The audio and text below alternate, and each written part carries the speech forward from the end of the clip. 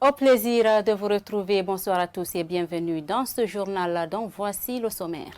Le 20 novembre de chaque année, l'humanité célèbre la Journée internationale des droits de l'enfant. Pour cette année, les injustices perpétrées contre les enfants sont au cœur des débats. Afin d'élaborer une feuille de route pour la période transitoire, Mohamed Beyavougui et l'ensemble des membres du gouvernement de la transition séjournent depuis ce vendredi à Forêt-Caria. Vous suivrez l'analyse d'hommes politiques sur cette décision dans ce journal. C'est tout pour les titres. Les détails, c'est dans un instant. Une fois de plus, bonsoir et bienvenue dans ce journal. Mohamed Beyavougui et l'ensemble des membres du gouvernement de la transition séjournent depuis ce vendredi à Forêt-Caria pour une retraite afin d'élaborer une feuille de route pour la période transitoire. Ce samedi, nous avons rencontré un politique qui a donné son analyse sur cette décision du nouveau gouvernement. Plus de précisions avec Yaye Oumoubari et Ibrahima Khalil Silla. Tous, habillés en tenue militaire, les membres du gouvernement de la transition sont allés en retraite à Kalia, située dans la préfecture de Forêt-Caria. Objectif, élaborer une feuille de route pour la gestion de la transition. Pour Pépé Francis Haba, président de l'UGDD, cette retraite est tout à fait normale. Il est tout à fait normal qu'il y ait une retraite pour les briefer par rapport à la mission qui leur ont déjà été confiées. Et surtout, pour qu'ils élaborent une feuille de route globale que le peuple de Guinée attend, que la communauté internationale attend. Je pense que c'est ce qui permettra une meilleure conduite de cette transition-là. À la question de savoir si un camp militaire est propice pour une élaboration d'une feuille de route et surtout de parler des vrais problèmes du pays, Pépé Francis Haba répond. L'environnement importe peu. Ce qui importe, c'est le livrable. Ce qu'ils vont livrer, n'est-ce pas, au peuple de Guinée, ce qu'ils vont livrer à l'opinion nationale. A rappelé que cette retraite intervient au lendemain du tout premier conseil des ministres, tous partis en bus pour la circonstance, dans le but de renforcer l'esprit de solidarité entre les membres du gouvernement et de revenir avec une feuille de route qui permettra de passer une transition réussie. Conformément à la charte de la transition, les 4 coordinations régionales du pays ont désigné leurs représentants pour la représentativité au CNT. C'est au cours d'une rencontre dont toutes les 4 étaient représentées dans la préfecture de Dubrika. Des choix certes difficiles, mais l'intérêt de la nation doit être privilégié. Joint au téléphone par notre rédaction, Jean-Dimini Tolno, président de la coordination de l'Union forestière, est revenu sur cette rencontre qui s'est soldé sur le choix de leurs représentants. Alpha Oumar Diallo. C'est une course contre la montre qui commence depuis que les membres du gouvernement de transition ont pris fonction. Les 4 coordinations du pays, à savoir la Basse-Côte, Halipoulard de la Moyenne-Guinée, la Haute-Guinée et de la Guinée forestière, qui ont sollicité pour un début 2 autres places pour obtenir 4 au sein du CNT, mais sans suite. Finalement, elles se sont retrouvées de nouveau pour faire le choix sur 2 représentants conformément à la charte de la transition. La rencontre a eu lieu exactement à Timania, le politique B de la Basse-Côte, où les 4 coordinations se sont données rendez-vous. Et c'est là que ça a été fait sur les 2 candidats. Et on s'est juste compris, on a entendu, on va faire le choix à 2 fois pour candidats, sans problème. Le président de la coordination de l'Union forestière exhorte les candidats retenus à mettre l'intérêt supérieur de la nation et exprime leurs attentes. Mettre l'intérêt collectif en avant, n'est-ce pas, minimiser l'intérêt personnel. Et surtout, n'est-ce pas, quand notre pays a sombré dans combien de temps, il faudrait que ces hommes prennent le devant pour pouvoir mettre en place les jalons qu'il faut pour pouvoir mettre en place le pays à une phase, n'est-ce pas, de vraie démocratie, au centre de la nation guinéenne. Depuis l'ouverture du dépôt de candidature pour la course au CNT, nombreuses sont ces entités qui ont du mal à trouver un consensus pour la représentativité de leur corporation. Une division aujourd'hui qui pousse les uns et les autres à déposer leur candidature en rang dispersé. En attendant que le dépôt de candidature ne prenne fin ce 25 novembre 2021, d'autres acteurs, comme des politiques, peinent à trouver encore leurs représentants. Je vous le disais au sommaire, l'humanité célèbre le 20 novembre de chaque année la Journée internationale des droits de l'enfant. Pour cette année, elle a pour objectif de faire un diagnostic sur les nombreuses injustices perpétrées contre les enfants dans le monde. Bintou Souma pour le commentaire. C'est en 1996 que le Parlement français a décidé de faire du 20 novembre de chaque année la Journée mondiale de défense et de promotion des droits de l'enfant. Elle tente aussi de valoir la Convention internationale des droits de l'enfant de 1989. La Convention internationale des droits de l'enfant est un texte de 54 articles adopté par les Nations unies le 20 novembre 1989. Elle affirme qu'un enfant n'est pas seulement un être fragile qu'il faut protéger, mais que c'est une personne qui a le droit d'être éduquée, soignée, protégée, quel que soit l'endroit du monde où il est né, et aussi qu'il a le droit de s'amuser, d'apprendre et de s'exprimer. Elle a été ratifiée par 191 pays sur 193. Seuls la Somalie et les États-Unis ne se sont pas engagés. Promouvoir les droits des enfants, c'est tout d'abord créer les conditions sociales, économiques et culturelles afin que tous puissent y accéder. C'est à ce prix que les droits de l'enfant seront véritablement respectés. La Guinée est le 14e pays au monde à ratifier cette convention, mais peine toujours à faire valoir les droits de l'enfant. Pourtant, elles sont nombreuses victimes de maltraitance, de viols, de déscolarisation et de mendicité. Malgré les efforts du gouvernement et des ONG œuvrant dans ce sens pour faire des droits des enfants une réalité, il reste toujours un défi à relever pour les décideurs.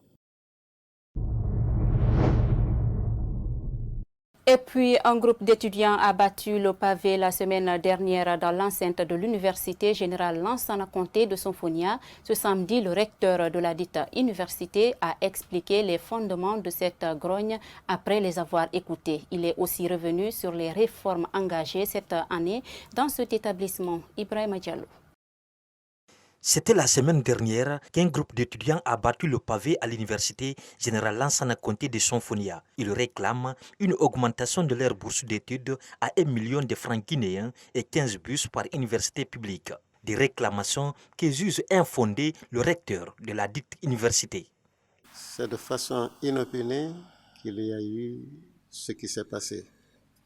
C'est juste quand j'étais à une certaine distance de l'université de Sonfonia,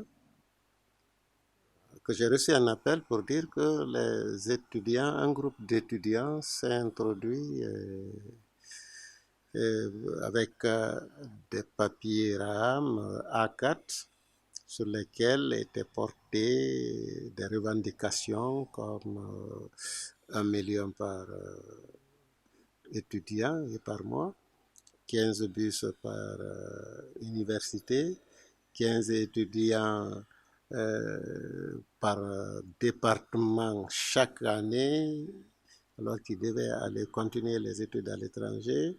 J'ai dit il faut faire beaucoup attention, il faut avoir les pieds à terre. Nous sommes en Guinée. Après avoir reçu les frondeurs, le professeur Manga Keita dit avoir pris bonne note sur certains points. Quand on dit qu'il y a des professeurs qui ne font pas plus de 30 minutes de cours sur 3 heures, là, ça c'est écouté. Quand on dit que des brochures sont vendues par des professeurs jusqu'à 40 000, ça a écouté. Et que l'étudiant qui ne paye pas la brochure ne sera pas évalué ou bien sera évalué en tenant compte du fait qu'il n'a pas payé la brochure. Ça a écouté. Cette année, plusieurs réformes ont été engagées dans cet établissement universitaire, explique le patron de cette institution. Et quand vous venez aujourd'hui à la scolarité, c'est aéré. Avant, on se piétinait. Il y avait des réseaux et des réseaux.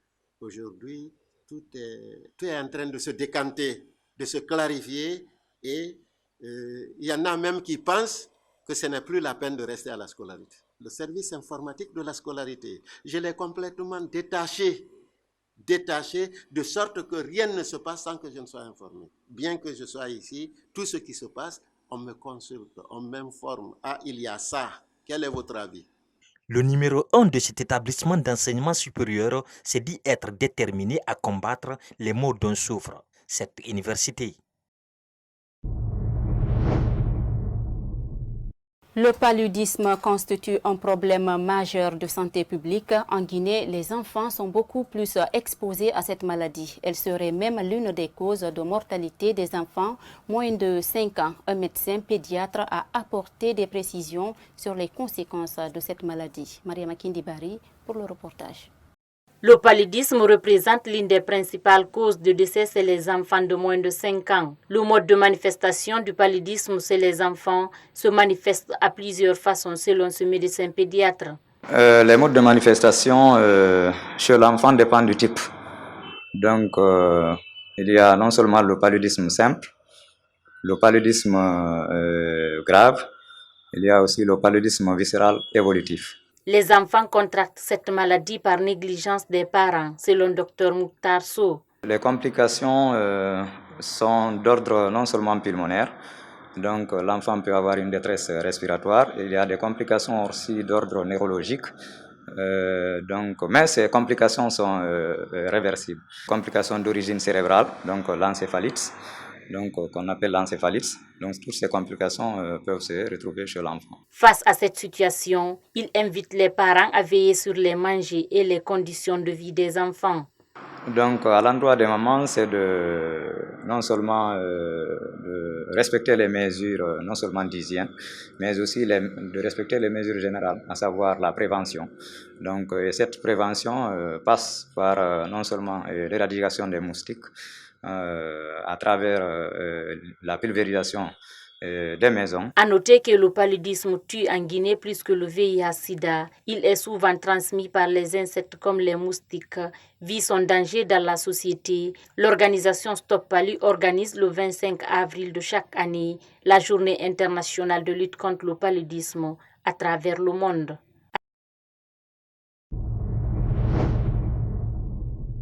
Direction l'intérieur du pays, cela ressemble un peu à la fin du mouvement citoyen pour l'électrification de la Haute-Guinée lorsque les sages avaient dit aux jeunes d'arrêter les manifestations et de s'en remettre à Dieu pour électrifier la région de Kankan. Il y a quelques jours, ce même mouvement a, dans des courriers adressés aux autorités de Kankan, demandé le départ du directeur préfectoral de la jeunesse et du directeur communal de la jeunesse. Ainsi, dans la soirée de ce vendredi, au cours d'une réunion tenue chez le patriarche de la ville, il a été demandé aux jeunes de surseoir au mouvement, chose qu'ils ont acceptée. Abdoulaye Nkoyassila. Cette fois-ci encore, la notabilité s'est impliquée dans le combat du mouvement citoyen pour le développement de la Haute-Guinée.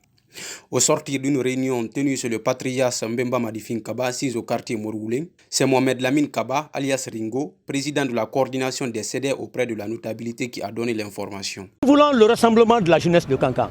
Et il y a une entité bien distincte pour pouvoir fédérer ces jeunes.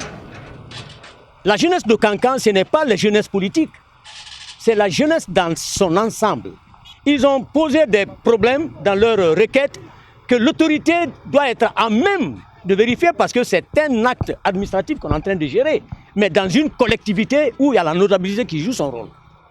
Donc, s'il y a débordement, l'administration demandera à la notabilité quel rôle ils ont joué. Nous avons vu l'événement de revendication de courant à Kankan. Le porte-parole du mouvement citoyen pour le développement de la Haute-Guinée dit faire confiance aux SAS. Pour l'instant, ils sont d'accord de suspendre la réclamation. La notabilité ont souhaité d'arrêter. Parce que nous, on n'a pas dit de sortir, de faire n'importe quoi. C'était juste une réclamation. Le départ de paisier et le dessaisi. Mais aujourd'hui, on nous a fait croire qu'il y a beaucoup de choses qui sont sur le chemin, qui seront faites. Alors jamais les sages ne vont pas nous mentir, comme vous-même vous l'avez constaté.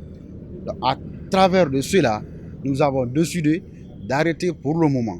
Il faut rappeler que Lamine Nkaba, directeur préfectoral de la jeunesse, et Sidik Belmando Kaba, directeur communal de la jeunesse, ont passé plus de 10 ans dans leurs fonctions. Ils sont accusés, entre autres, de détournement de fonds alloués à la jeunesse, de non-organisation d'activités sportives et culturelles, d'instrumentalisation de la couche juvénile, etc. Voilà, c'est cet élément de Cancan qui met fin à cette édition d'information. Merci pour votre aimable attention. Au revoir.